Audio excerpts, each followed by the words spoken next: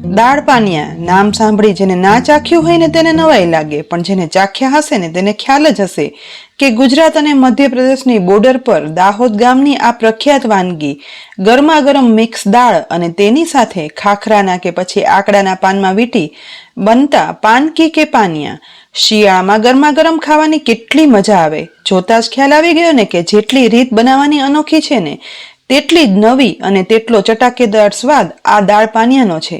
તો ચાલો શિયાળાની ટ્રેડિશનલ રેસીપી દાળ પાનિયા બનાવીએ. દાળ પાનિયા બનાવવાની શરૂઆત પોણો કપ ચણાની દાળ લઈશું. તેમાં પોણો કપ અડદની ફોતરાવાળી દાળ ઉમેરવાની. જો કાળા અડદની દાળ ના હોય ને તો સફેદ અડદની દાળ પણ ઉમેરી શકાય. હવે તેમાં ચોખ્ખું પાણી ઉમેરી દાળને ઘસી અને સાફ કરી લઈએ. મધ્યપ્રદેશની ટ્રેડિશનલ વાનગી દાળ પાનિયાની દાળ છે ને 5 પ્રકારની દાળ ઉમેરી અને બનાવાય છે, પરંતુ દાહોદમાં રહેતા મારા નણંદે એવું કહ્યું કે અહીં 2 દાળનો ઉપયોગ કરી દાળ પાનિયા બનાવાય છે, માટે હું તમને એ રીત બતાવું છું. ડોળા થયેલા પાણીને કાઢી અને ફરીથી તેમાં ચોખ્ખું પાણી ઉમેરી 4 થી 5 કલાક આ બંને દાળને ઢાંકણ ઢાંકી પલળવા રાખી દેવાની. આશરે 5 કલાક પછી ઢાંકણ ખોલતા જુઓ ચણાની દાળ અને કાળા અડદની દાળ બંને એકદમ સરસ પલળી દાણા મોટા થઈ ગયા છે અને હાથ વડે ટુકડા પણ થઈ જાય છે. ગેસની મીડિયમ ફ્લેમ પર કુકર ગરમ કરવા રાખ્યું છે. તેમાં દાળને ઝારા વડે પાણીમાંથી નિતારી અને ઉમેરી દેવાની. બધી દાળ કુકરમાં ઉમેરાઈ ગયા પછી દાળ ડૂબે ને એટલું એટલે કે આશરે 3 ગ્લાસ જેટલું મેં અહીં પાણી ઉમેર્યું છે. હવે તેમાં સાથે અડધી ટીસ્પૂન હળદર પાવડર અને 3/4 ટીસ્પૂન મીઠું ઉમેરી સહેજ એવું મિક્સ કરી દેવાનું અને ત્યાર પછી કુકરનું ઢાંકણ ઢાંકી સીટી પણ લગાવી લઈએ. 3 સીટી ગેસની મીડિયમ ટુ લો ફ્લેમ પર કરશું, જેથી દાળ એકદમ સરસ ચડી પણ જાય અને બફાયા પછી આખી પણ રહે. સીટી થઈ અને કુકર ઠંડુ થયા પછી હવે ઢાંકણ ખોલતા જુઓ અહીં દાળ આપણે જોઈએ તેવી જ બફાઈ અને આખી પણ રહી છે. દાણો પ્રેસ કરતા તે એકદમ સરસ બફાઈ ગયો છે.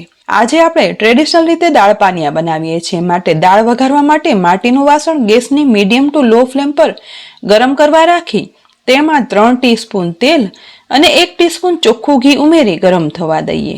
સાથે તેમાં અડધી ટીસ્પૂન જીરું, 1 તમાલપત્રનું પાન, 2 સૂકા લાલ મરચા, તજ, લવિંગ અને બાદિયાનના 1 થી 2 ટુકડા ઉમેરી વઘારમાં મિક્સ કરતા જઈ અને સાતળવાના. વઘાર સતરાય અને જીરું ફૂટી જાય અને આખા મસાલાની સુગંધ આવવા લાગે ને એટલે આ સમયે તેમાં 1/4 ટીસ્પૂન હિંગ ઉમેરી સહેજ જેવું મિક્સ કરી 5 થી 6 કળી લસણની ઝીણા સમારેલા ટુકડા, અડધો ઇંચ આદુના ટુકડા અને 2 લીલા મરચાના ટુકડા ઉમેરી સહેજ મિક્સ કરતા જઈ ગરમ વઘારમાં તુરંત જ લસણ ગોલ્ડન બ્રાઉન થઈ અને તે સતરાવાની સુગંધ આવવા લાગે ને એટલે આ સમયે એક મીડિયમ સાઇઝની સૂકી ડુંગળીના ઝીણા સમારેલા ટુકડા ઉમેરશું, જેથી ડુંગળીની સ્ટ્રોંગ ફ્લેવર આવે. અને સાથે અત્યારે લીલી ડુંગળીની પણ સિઝન છે તો 2 થી 3 લીલી ડુંગળીના ટુકડા પણ સમારી અને ઉમેરી દેવાના. હવે વઘારમાં મિક્સ કરી ડુંગળી ગોલ્ડન બ્રાઉન થઈને ત્યાં સુધી સાતળવાની છે. લગભગ 1 થી 1.5 મિનિટ મિક્સ કરી અને સાતળતા હવે ડુંગળી છે ને તે ગુલાબી બ્રાઉન સતરાઈ ટ્રાન્સપરન્ટ થવા લાગી છે. તો આ સમયે તેમાં 2 ટમેટાના ઝીણા સમારેલા ટુકડા પણ ઉમેરી દઈશું અને ડુંગળી લસણ સાથે વઘારમાં મિક્સ કરી સોફ્ટ થઈને એટલા સાતળવાના, જેના માટે લગભગ 1 મિનિટ માટે ઢાંકણ ઢાંકી અને તેને રાખી દઈએ. ઢાંકણ ખોલતા અહીં જુઓ ટમેટા સતરાઈ અને સોફ્ટ થઈ ગયા છે. તો આ સમયે તેમાં મસાલામાં વઘાર પૂરતો જ 1/4 ટીસ્પૂન હળદર પાવડર ઉમેરવાનો, કારણ કે દાળ બફાવવામાં આપણે મીઠું અને હળદર બંને ઉમેરેલા છે. સાથે 1 ટીસ્પૂન લાલ મરચું પાવડર, અડધી ટીસ્પૂન ગરમ મસાલા પાવડર ઉમેરી અને વઘારમાં મિક્સ કરી દેવાનું. જો આ સમયે જરૂર લાગે ને તો મીઠું પછી ચાખી અને ઉમેરવાનું.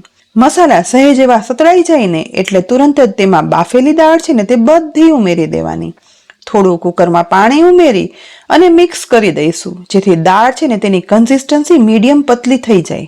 બસ બધો વઘાર તુરંત જ ઉપર આવી જશે એટલે મિક્સ કરી આ દાળને 4 થી 5 મિનિટ ઉકળવા દેવાની છે. લગભગ 4 મિનિટ ઉકળ્યા પછી એકદમ સરસ સુગંધ સાથે ઉકળતી આ દાળમાં અડધા લીંબુનો રસ પણ નીચોવી લઈએ અને ઉપરથી સમારેલી કોથમીર વડે દાળને ગાર્નિશ કરી લઈએ. દાળ પાનિયા માટેની સુગંધીદાર ટેસ્ટી ચટાકેદાર આ દાળ બની અને તૈયાર થઈ ગઈ છે. તો ઢાંકણ ઢાંકી ગેસ બંધ કરી દઈએ, જેથી પીરસવા સમયે ગરમ રહે. અને હવે બનાવવાની શરૂઆત કરીએ પાનિયા. તો તેના માટે એક મોટા વાસણમાં ચાળણી રાખી સફેદ મકાઈનો લોટ પહેલા 1 કપ ઉમેરી અને ચાળી લેવાનો છે. મકાઈની કોઈ પણ વાનગી બનાવતા પહેલા લોટ ચાળવો જરૂરી છે, કારણ કે લોટમાં મકાઈની ફોતરીઓ હોય છે. અહીં ન ચડાયેલી અંદર મકાઈની ફોતરી દેખાય છે. વધુ 1 કપ લોટ ઉમેરી ફરીથી ચાળી લઈશું. બીજો લોટ પણ ચાળ્યા પછી ન ચડાયેલા ફોતરાને હવે અલગ કરી લેવાના.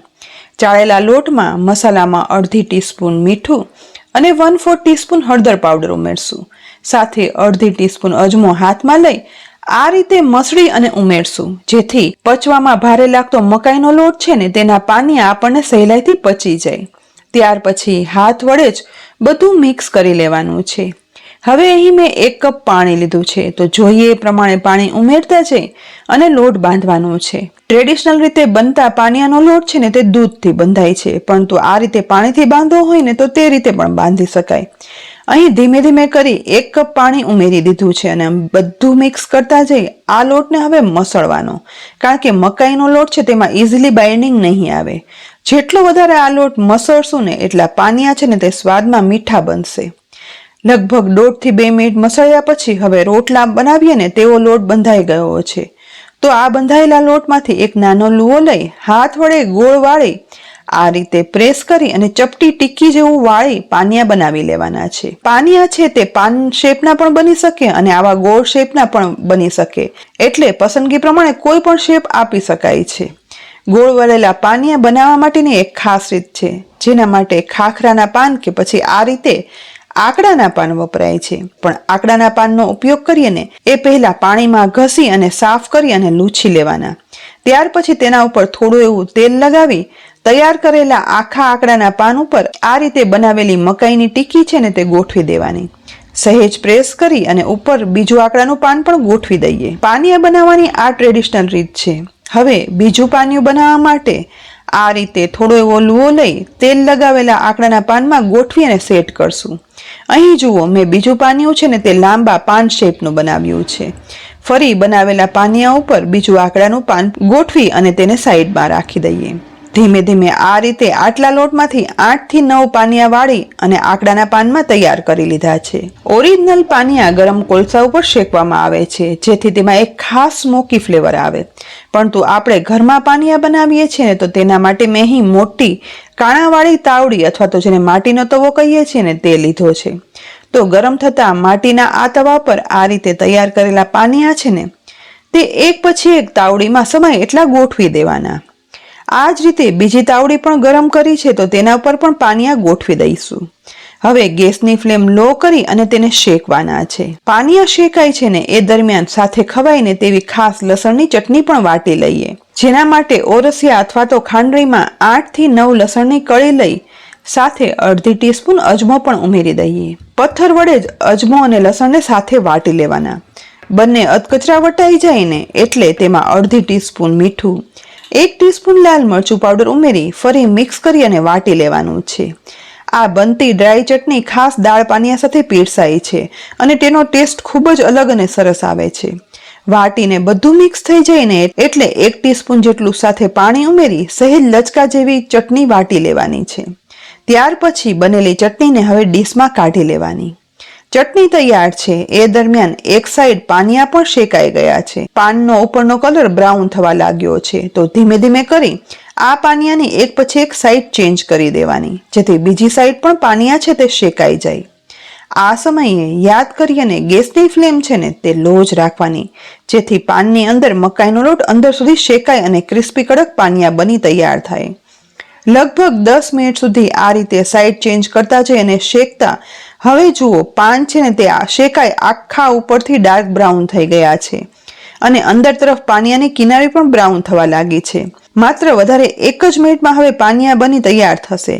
તો એ પહેલા આ પાનિયાને ઓરિજિનલ સ્મોકી ફ્લેવર આપવા માટે બીજા ગેસ પર શેકવાની જાળી ઉપર 2 કોલસા પણ ગરમ કરવા રાખી દઈએ. આ તરફ લગભગ 1 મિનિટમાં પાનિયા હવે સાવ તૈયાર થઈ ગયા છે. ઉપરથી સહેલાઈથી કાળું થયેલું પાન પણ અલગ પડી જાય છે અને અંદર ચપ્પુ વડે ચેક કરતા ગોલ્ડન બ્રાઉન શેકાયેલા પાનિયા અંદર સુધી શેકાઈ ક્રિસ્પી બની ગયા છે. તો આ સમયે ગરમ થયેલા કોલસાને લઈ પાનિયા વચ્ચે એક પાનનો ટુકડો ગોઠવી કોલસો તેના પર રાખી સહેજ એવું ઘી ઉમેરશું, જેથી એકદમ સરસ ધુમાડો થાય અને તુરંત જ તેને ઢાંકણ ઢાંકી દેવાનું, જેથી ટ્રેડિશનલ રીતે બનતા પાનિયા જેવી જ ઓરિજિનલ સ્મોકી ફ્લેવર આ પાનિયાની અંદર આવી જાય. લગભગ 2 મિનિટ જ એમ રાખ્યા પછી ધુમાડો ઓછો થાય ને એટલે ઢાંકણ ખોલી કોલસો અને પાન બહાર કાઢી લઈશું. હવે સ્મોકી ફ્લેવર સાથે તૈયાર થયેલા પાનિયાને તવા પરથી ઉતારી એક ડીશમાં કાઢી લેવાના.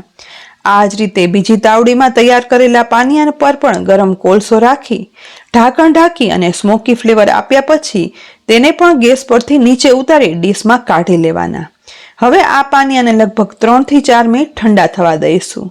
ત્યાર પછી ધીમે ધીમે કરી તેના પાન અલગ કરી લેવાના છે. ક્યારેક આ પાનિયા પર પાન ચીપકી પણ જશે, પણ ધીમે ધીમે કરી જેમ ઠંડા થશે ને તેમ પાન છે તે ઓટોમેટિક નીકળતા જશે. અને જો પાન કાળા થઈને થોડા ચીપકી ગયા હોય ને તો ચપ્પુથી આ રીતે સહેજ એવું અંદર તરફ પ્રેસ કરતા ઇઝીલી આખું પાન અલગ થઈ જશે. આ રીતે તૈયાર થયેલા પાનિયાને હવે એક ડીશમાં મૂકતા જઈએ. અહીં હવે પાન કાઢી બધા પાનિયા તૈયાર થઈ ગયા છે. તો શિયાળાની આ ઠંડીમાં બનતી ટ્રેડિશનલ વાનગી દાળ પાનિયા પીરસવા માટે એક બાઉલમાં ગરમા ગરમ ચણા અને અડદની મિક્સ દાળ પીરસી લઈએ. આ દાળ ખાવામાં ખૂબ શક્તિવાળી અને અંદરથી ગરમાવો આપે ને તેવી હોય છે, અને ટેસ્ટમાં તો એટલી સરસ ને કે ના પૂછો વાત. દાળ પીરસ્યા પછી સમારેલી કોથમીરથી ગાર્નિશ કરી ત્યાર પછી મસાલાવાળી ડુંગળી પીરસીએ, લીલા મરચા અને સાથે બનાવેલી ખાસ લસણની ચટણી પણ પીરસી લઈએ. છેલ્લે મકાઈના લોટને મિક્સ કરી અને બનાવેલા માટી અને સ્મોકી ફ્લેવર સાથે બનેલા પાનિયા છે ને તે પણ પીરસી લઈએ. પણ આ પીરસતા જોઈ જેને દાળ પાનિયા ચાખ્યા હશે ને તે કહેશે પાનિયા તો ઘીમાં બોળી અને પછી દાળ સાથે ખવાય. તો ચાલો હવે હું તમને દાળ પાનિયા કઈ રીતે ખવાય ને તેની રીત પણ બતાવી દઉં. તેના માટે ચોખ્ખા ઘીનો એક બાઉલ લઈ તેમાં એક પાનિયું આખું આ રીતે ઉમેરી અને બંને સાઈડ બોળી લેવાનું. ઘીથી તળબોળ થયેલા પાનિયાને બહાર કાઢી ત્યાર પછી એક ડીશની અંદર રાખી અને તેના નાના નાના ટુકડા કરી લેવાના.